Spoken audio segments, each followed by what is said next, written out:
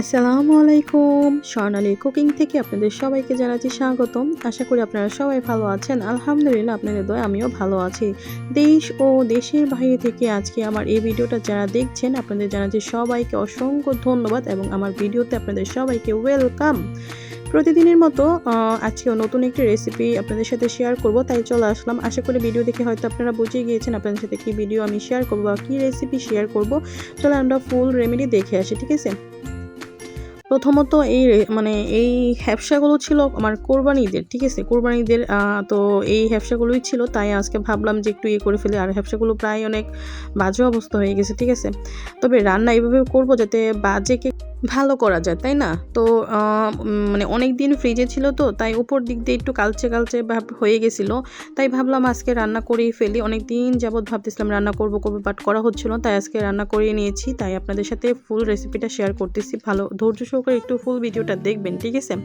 প্রথমেই আমি এখানে হ্যাপসাগুলো ছোট ছোট সাইজ করে নিয়েছিলাম। করে নিয়ে তারপরে একটা পাতিলে আমি পানি দিয়ে দিই, যথেষ্ট পরিমাণে পানি দিয়ে পানিটা যখন হালকা গরম হয়ে আসে ওইখানে লবণ আর আমি হলুদ দিয়ে দিই। হলুদ দেওয়ার পর তারপর যখন মোটামুটি ভালো একটু গরম হয়ে আসে তখন আমি হ্যাপসাগুলো দিয়ে ভালো করে সিদ্ধ করে নিই, ঠিক আছে। ভালো করে সিদ্ধ করে নেবেন, দেখবেন ভালো করে সিদ্ধ করে নিয়ে আমি পানি ঝরিয়ে নিয়েছি।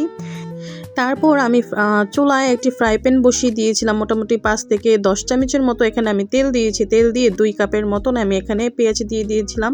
তো পেঁয়াজ দিয়ে আমি ভালো করে নেড়েচেড়ে একদম হালকা নরম করে নিয়েছি। তারপর এলাচ, দারচিনি, তারপর লবঙ্গ, তারপর কালো এলাচ, অন্যান্য সব গরম মশলা আমি এখানে দিয়ে দিয়েছি, দেখতেই পারছেন। দিয়ে আমি ভালো করে ভেজে নিচ্ছিলাম এখানে।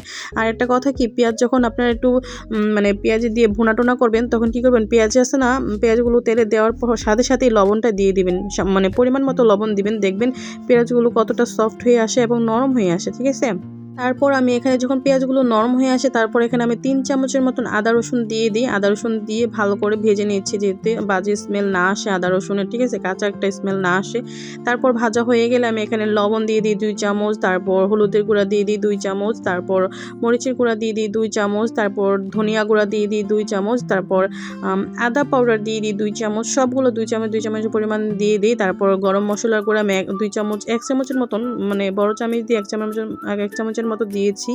আর হলো জিরা গুঁড়া 1 চামচের মতো দিয়ে ভালো করে আমি এখানে মশলাটা কষিয়ে নিয়েছি। দেখতেই পাচ্ছেন কিভাবে কষাচ্ছি। মূল কথা হলো কি যে সব মশলাই দিবেন, ঠিক আছে। যেহেতু একটা গরুর হ্যাপসা রান্না করতেছি, তো তাই এখানে সব উপাদানই দেওয়া লাগবে, সব মশলাই দেওয়া লাগবে। তাই আমি সব মশলা দিয়ে ভালো করে নেড়েচেড়ে হালকা ভাজা ভাজা করে তারপর এখানে যথেষ্ট পরিমাণে পানি দিয়ে 1 কাপের মতো পানি দিয়েছিলাম সম্ভবত। দিয়ে ভালো করে নেড়েচেড়ে আমি এখানে মশলাটা ভালো করে কষিয়ে নিব। যেহেতু মশলাটা ভালো করে কষালে খেতেও ভালো লাগবে।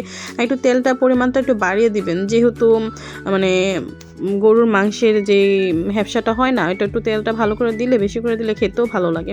আর এখানে আমাদের মোটামুটি 1 কেজি 1.5 কেজির মতন মনে হয় হ্যাপসা ছিল। তো এখানে হ্যাপসাগুলো আমি সুন্দর করে ভেজে নিচ্ছিলাম। আর অন্য পাশে কিন্তু আপনাদের আমি দেখিয়েছি আলু কিন্তু আমি দিব, তাই আমি 3টা আলু ছোট ছোট করে কেটে রেখে দিয়েছিলাম আলাদা একটা সাইডে বাড়িতে। তো দেখতেই পাচ্ছেন এখানে সুন্দর করে আমি ভাজা ভাজা করে নিচ্ছিলাম মশলাটা ভালো করে, যাতে হ্যাপসার উপরে লাগে বা হ্যাপসাতে ভালো করে পৌঁছে যায় মশলা ভিতরে। তাই আমি ভালো করে কষিয়ে নিয়েছিলাম ঢাকনা দিয়ে 10 মিনিটের মতন ঢেকে, 10 মিনিট না 5 মিনিটের মতন আমি ঢেকে রেখে দিয়েছিলাম। তারপর যেমন দেখলাম হ্যাপসাগুলো মোটামুটি ভালো কষানো হয়ে গিয়েছে, তখন আমি এখানে আলুও দিয়ে দিই।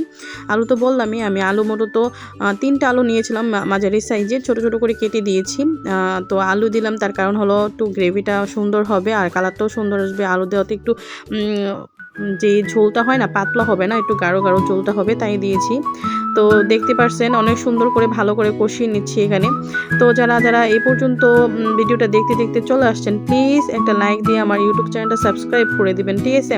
আর ভালো লাগলে অবশ্যই আপনারা আপনাদের বন্ধু বান্ধবের সাথে শেয়ার করতে পারেন। অনেকেই দেখছি আমার ভিডিওতে কমেন্ট করেন বাট একটা লাইক দেন না, এটা কোনো কথা বলেন তো।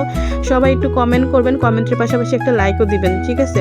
আপনাদের একটা লাইক আমাকে ভিডিও করার জন্য আরও অনেক অনেক অনুপ্রেরণা দেয়, ঠিক আছে। তাই বলছি প্লিজ আমার একটা লাইক দিয়ে বন্ধু যদি আমাকে না করা থাকে তাহলে বন্ধু করে নেবেন। ইনশাল্লাহ পাশে থাকবো, যতদিন আপনারা আছেন আমিও ততদিন আপনাদের পাশে আছি, ঠিক আছে। কথা বলতে বলতে কিন্তু ভিডিও শেষ পর্যায়ে চলে আসছে। দেখতেই পারছেন এখানে আমি পানি দিয়ে দিয়েছিলাম, ভালো করে কষানো হয়ে যাওয়ার পর এখানে আমি 1 গ্লাসের মতো পানি দিয়ে দিয়েছিলাম। পানি দিয়ে আমি চুলার আঁচটা প্রথমে বাড়িয়ে দিয়েছিলাম, তারপর দেখলাম মোটামুটি সিদ্ধ হয়ে গেছে। তার চুলার আঁচটা একদম মিডিয়াম সাইজ করে আমি ঢাকনা দিয়ে ঢেকে রেখে দিয়েছিলাম। এই পর্যায়ে কিন্তু আমাদের খেপসার রেসিপিটা তৈরি হয়ে গেছে। আপনারা যদি এইভাবে খেপসা করে খান, সত্যি বলতে কি একদম বাজে স্মেল আসবে না। আর অনেক দিনের, যেহেতু আমি খেপসাটা রেখে দিয়েছিলাম ফ্রিজে, ওরকম বাজে কোনো স্মেলে আসে নাই। আমার হাজবেন্ড খেয়ে অনেক প্রশংসা করেছে। আমার হাজবেন্ড মূলত খেপসা পছন্দই করে না, ঠিক আছে। ওই দিন আমার হাজবেন্ড খেপসা তরকারিটা অনেক পছন্দ করেছে। তো ভিডিওটা আজকে এই পর্যন্তই। সবাই ভালো থাকবেন, সুস্থ থাকবেন, আর সবাই নিজের যত্ন নেবেন, ঠিক আছে। তো আল্লাহ হাফেজ, আসসালামু আলাইকুম। আর অবশ্যই আমার নেক্সট ভিডিওর জন্য সবাই প্রস্তুত থাকবেন, ঠিক আছে। আল্লাহ হাফেজ, আসসালামু আলাইকুম।